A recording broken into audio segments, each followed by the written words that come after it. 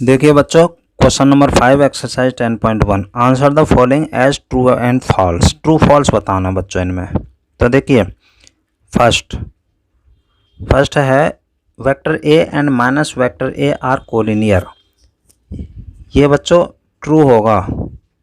देखो जैसे मान लो, क्यों होगा ट्रू, मान लो ये कोई वेक्टर ए है, अब ये माइनस कर दिया। माइनस का मतलब है डायरेक्शन अपोजिट कर दी।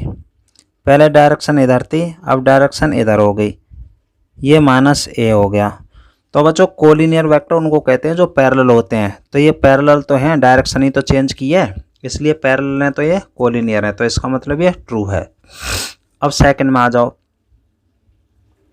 सेकंड में कह रहा है two collinear vectors are always equal in magnitude. ये बच्चों फॉल्स है। टू कोलिनियर वेक्टर जरूरी नहीं है कि वो मैग्नीट्यूड में इक्वल हों। कोलिनियर तो पैरेलल को कहते हैं। जैसे मान लो एक ये वेक्टर हो गया और एक वेक्टर मान लो ये हो जाए। अब देखो ये कोलिनियर तो हैं क्योंकि ये पैरेलल हैं, लेकिन मैग्नीट्यूड तो इक्वल नहीं है ना। तो ये कह रहा था two collinear vectors always equal in magnitude. तो मैग्नीट्यूड में इक्वल नहीं है, इसका मैग्नीट्यूड यहाँ से यहाँ तक, इसका यहाँ से यहाँ तक, तो इसलिए फॉल्स है।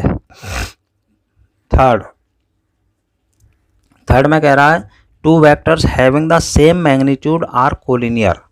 ये भी बच्चों फॉल्स है।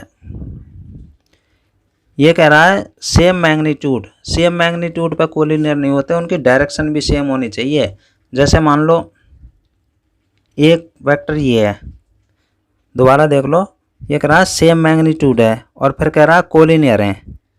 और मान लो इसे वेक्टर ए मान लिया है और मान लो दूसरा वेक्टर मैं इस तरह कर दूं, वेक्टर बी।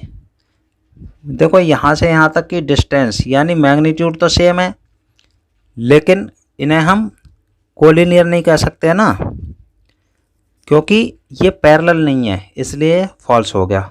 अब आ जाओ फोर्थ में। Two collinear vectors having same magnitude are equal. Fourth ये भी फॉल्स है बच्चों। ये कह रहा है टू कोलिनियर वेक्टर कह रहा है। कोलिनियर का मतलब होता है पैरेलल। जैसे मान लो ये वेक्टर ए हो गया और देखो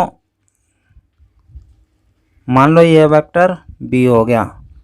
देखो टू कोलिनियर वेक्टर्स, कोलिनियर तो ये इसलिए हैं क्योंकि ये पैरेलल हैं। फिर कह रहा है सेम मैग्नीट्यूड हैं।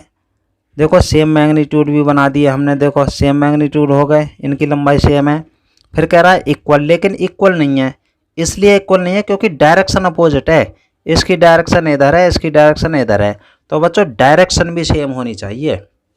इसलिए इक्वल वेक्टर्स होते हैं, सेम मैग्नीट्यूड और सेम डायरेक्शन होनी चाहिए, इसलिए वो इक्वल होते हैं। लेकिन इनकी डायरेक्शन सेम नहीं है, इसलिए इक्वल नहीं है, इसलिए ये फॉल्स हो गया।